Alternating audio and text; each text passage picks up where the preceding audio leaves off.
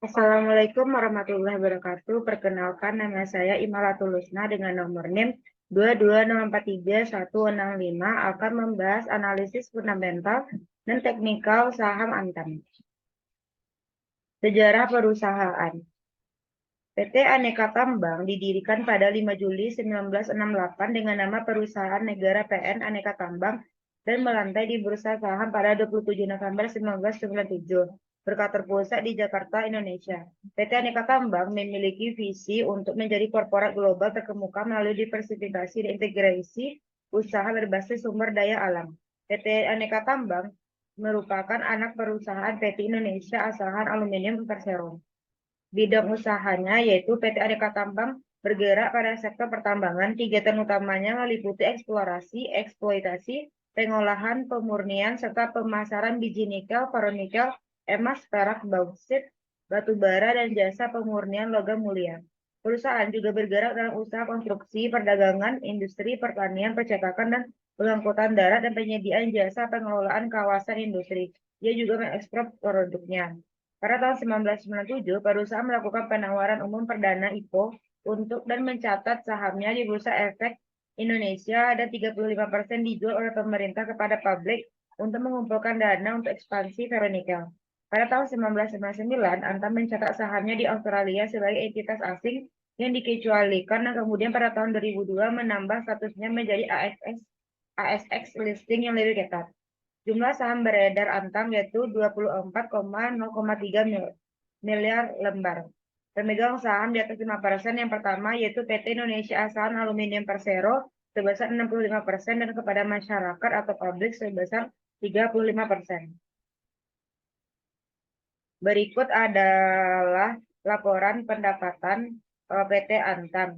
Di sini terlihat bahwa profit margin, pendapatan dan labanya meningkat.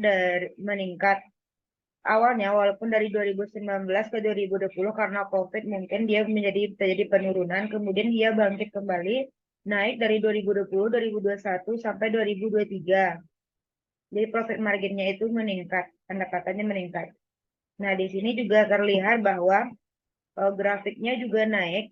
Penjualannya dari 2016 hingga 2022 yang dari awalnya 2016 penjualannya sebesar 9,11 triliun, kemudian naik ke 2017 12 triliun, 2018 25, 2019 naik lagi 32, penurunan sedikit pada 2020 eh, karena COVID menjadi 27 tapi tidak terlalu signifikan ya. Lalu ke 2021 menjadi 38,45 triliun, 2022 45,19 triliun. Beban pokoknya juga tidak terlalu tinggi, ini stabil dari 21, 28, 22, 32. Laba operasionalnya juga meningkat dari 2016 bahwa hanya 8 miliar, kemudian meningkat drastis pada 2017 sebesar 600,61 miliar.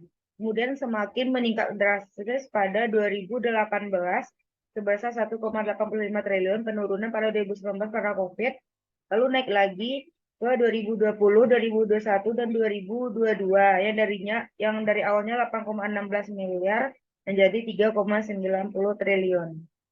Laba bersihnya juga meningkat.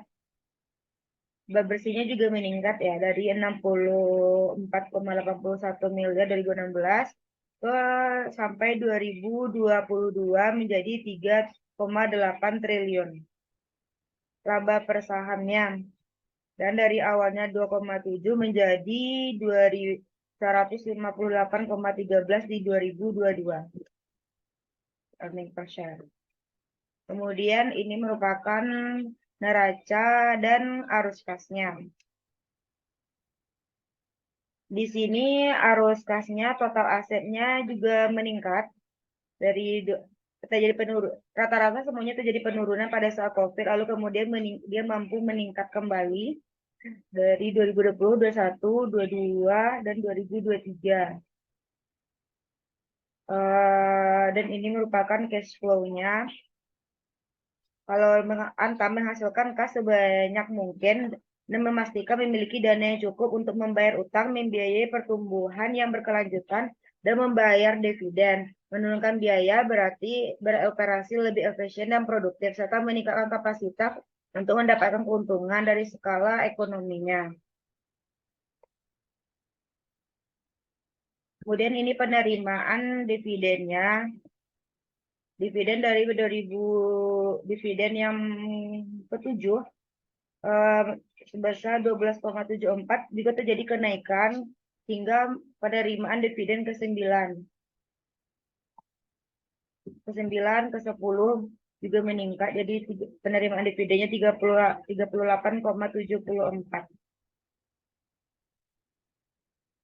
Berikut adalah analisis fundamental Antam.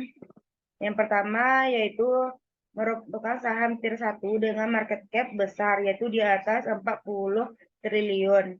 Di sini dari portofolio saya, PT Antam yang market cap-nya sudah mencapai 47,7 triliun.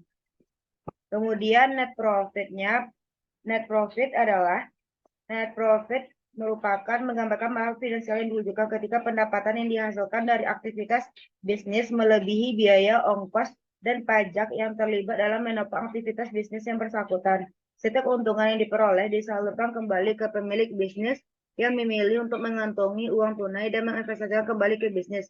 Keuntungan dihitung sebagai pendapatan total dikurangi dengan total biaya. Net profit margin merupakan salah satu indikator yang digunakan untuk menilai kesehatan keuangan. Net profitnya itu perusahaan mencetak laba positif 5 tahun berturut-turut. Di sini net profitnya tadi tinggi. Kemudian ada rasio hutang atau DER. Rasio utang DER kurang dari 1, 0,38 kali modal. DER atau debt to equity ratio adalah rasio keuangan yang membandingkan antara jumlah utang dengan ekuitas. Maka jumlah utang dan ekuitas perusahaan harus proporsional. Jika nilai debt to equity atau rasio atau DER adalah 1 atau 100, maka kondisi keuangan perusahaan masuk dalam kategori yang sehat. Di sini DER-nya dari 2020 yaitu 71%, 65%, dan 38% pada 2023. Semuanya di bawah 100. Lagi 30% ini juga lebih kecil kan dari 1. 38% dari modal.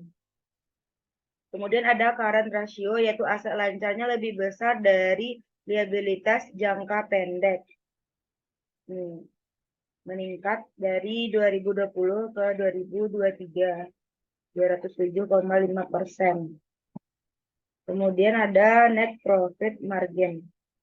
Net profit margin merupakan salah satu indikator yang digunakan untuk menilai kesehatan keuangan sebuah bisnis yang dijalankan. Indikator ini berhubungan dengan strategi yang diterapkan oleh sebuah bisnis. Semakin besar net profit margin, maka kinerja perusahaan akan semakin produktif, sehingga akan meningkatkan kepercayaan investor untuk menanamkan modalnya pada perusahaan tersebut. Angka NPM dapat dikatakan baik apabila lebih dari 5%. Di sini pada PT Antam probabilitasnya baik karena NPM lebih dari 10%, yaitu 14,35. NPM-nya pada dari 2021 NPM-nya sudah lebih dari 5% kan udah dikategorikan sehat. 2022 15%, 3 kalinya, dan 2023 14,4%. Jadi dikatakan profitabilitasnya baik. Kemudian ada ROE. ROE adalah rasio yang digunakan untuk mengukur keberhasilan perusahaan dalam menghasilkan laba bagi para pemegang saham. ROE dianggap sebagai representasi dari kekayaan pemegang saham atau nilai perusahaan. ROE adalah perbandingan antara laba bersih dengan modal perusahaan. ROE lebih mencerminkan kemampuan perusahaan menggunakan modal dari setoran pemilik dan laba ditahan saja, sehingga lebih mencerminkan kemampuan perusahaan dalam menghasilkan laba dengan asumsi tanpa hutang sekalipun. Di sini ROE-nya profitabilitasnya baik karena ROE-nya lebih dari 15%, yaitu ROE-nya 15%, 26,26%. Earning per share yaitu perusahaan mencetak EPS merupakan hasil perhitungan dari laba bersih perusahaan dibagi dengan jumlah saham yang beredar. Nilai EPS yang bagus adalah EPS yang positif atau meningkat secara terus-menerus dari tahun ke tahun. Saat EPS naik, berarti perusahaan mendapat lebih banyak laba yang bisa digunakan untuk mengembangkan bisnis atau untuk dividen bagi para investor. Di sini EPS-nya perusahaan mencatat EPS positif 3 tahun berturut-turut. EPS-nya yaitu dari 26 meningkat ke 60,9 pada tahun 2022 dan pada tahun 2023 EPS-nya naik lagi menjadi 69,21. Semuanya bernilai positif. 2020 EPS-nya negatif dikarenakan mungkin karena corona. Kemudian ada price to book value.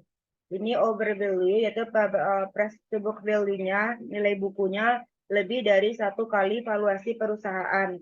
Yaitu di sini price to book value-nya lebih dari 1 kali valuasi perusahaan ini 2,73 tahun 2021 juga bagus over value. 2022 2,63 lebih dari 1. 2023 1,98 juga lebih dari 1.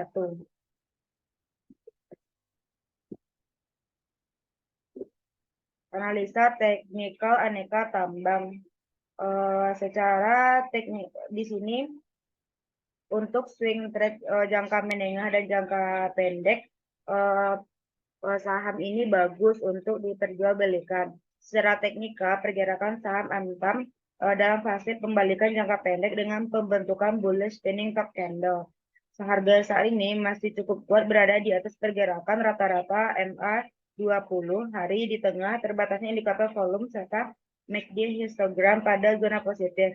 Antam berpotensi menguji resisten terdekat pada level harga saham 2.750 per lembar dengan support terdekat pada level harga 2.310